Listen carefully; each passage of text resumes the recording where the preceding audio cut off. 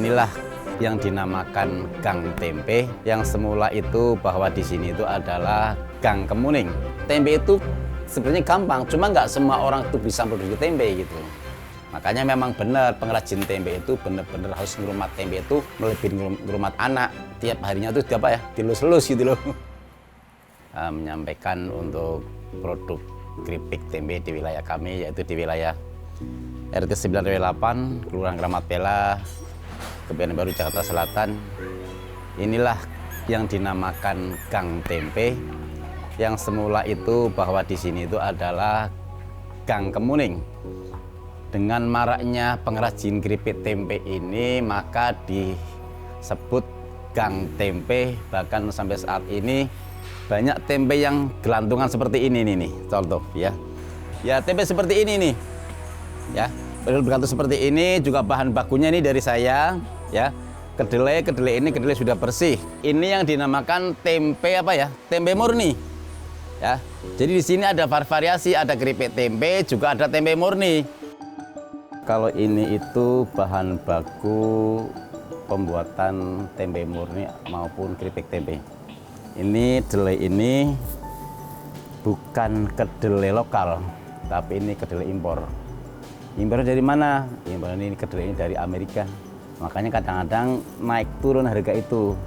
Kemarin tahun 2022 itu mencapai 15.000 per kilo kedelai ini. Karena ini kedelai impor. Kalau kita sebagai pengrajin tempe mengandalkan kedelai lokal, nggak cukup untuk kebutuhan 3 bulan ke depan.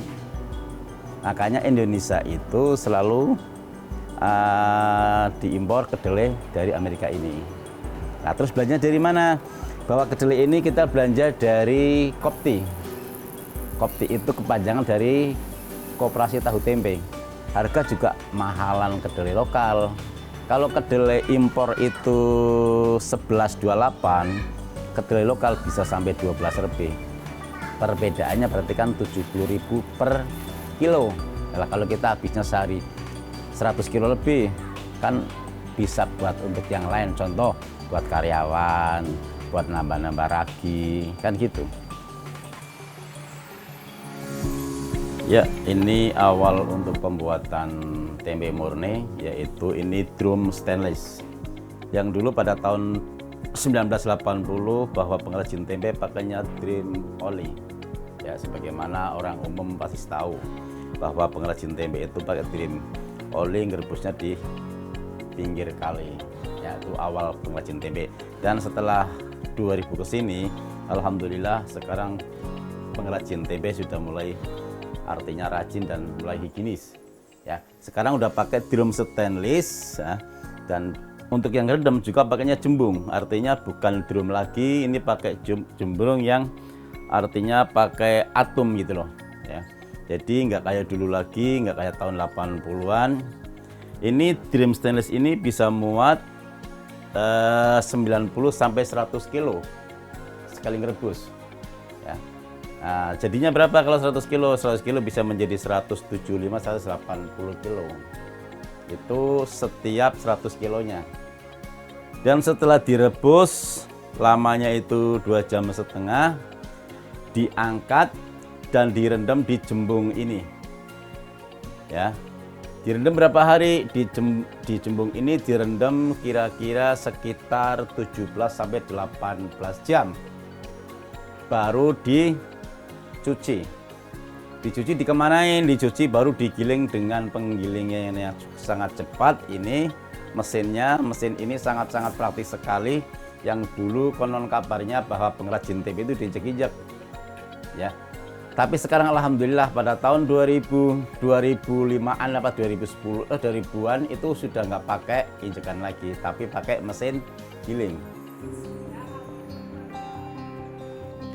Dan kebetulan ini Pak ya, kebetulan di wilayah RT 9 RW 8 Kramat Pela Kebayoran Baru ini mayoritas itu pendatang atau pengrajin tempe itu dari Pekalongan. Dan kebetulan kita sebagai pengrajin tempe ini satu provinsi juga satu profesi.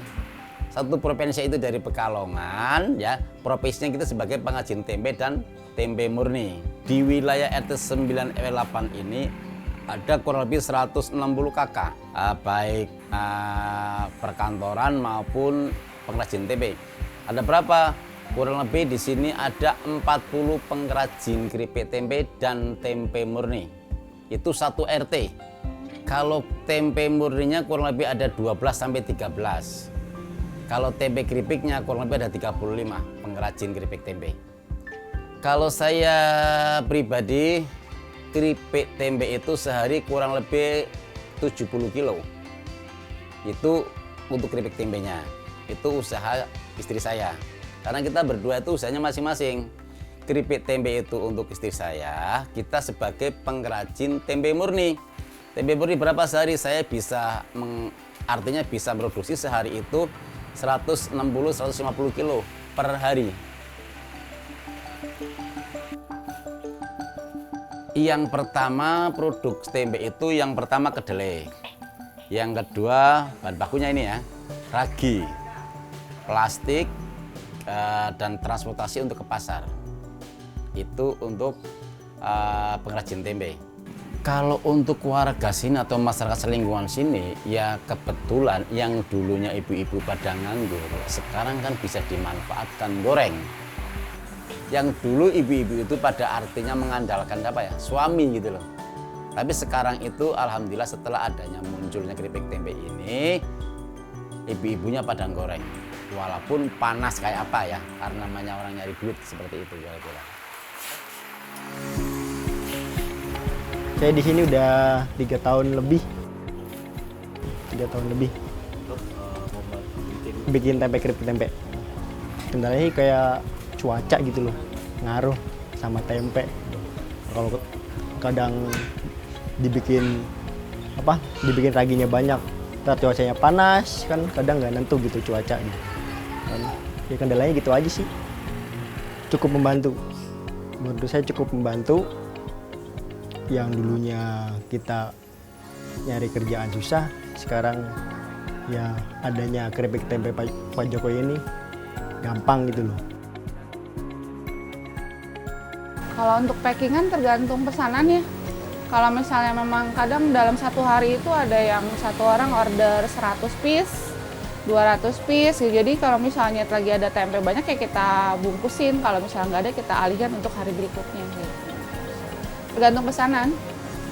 Kalau untuk motong sih jelas pagi, yang goreng juga pagi. Kalau saya, karena saya ibu rumah tangga juga kan ya, ngurusin dulu di rumah. Kalau udah selesai baru sekitar jam 7:30 atau jam 8 saya baru kesini untuk bungkus gitu. Tapi kalau emang nggak ada pesanan, stok tempe banyak ya saya nanti agak-agak siangan, nunggu ada pemesanan baru saya datang ke sini gitu.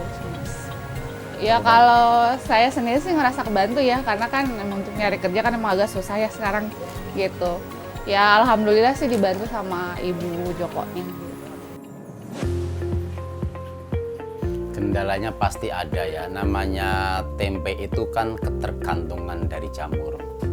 Kalau contoh misalkan musim hujan dingin banget, berarti kan jamur ini nggak sepenuhnya merapat di tempenya itu. Yang pertama, bila mana musim panas seperti ini pun kadang-kadang kebablasan. Bahasa pengrajin tempenya itu tengahnya pada begong gitu loh. Jadi jamurnya nggak rata gitu loh.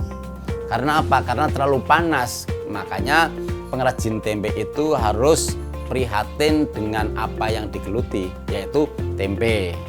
Makanya memang benar pengrajin tempe itu benar-benar harus ngurumat tempe itu melebihi ngurumat anak. Tiap harinya tuh dilus-lus gitu loh.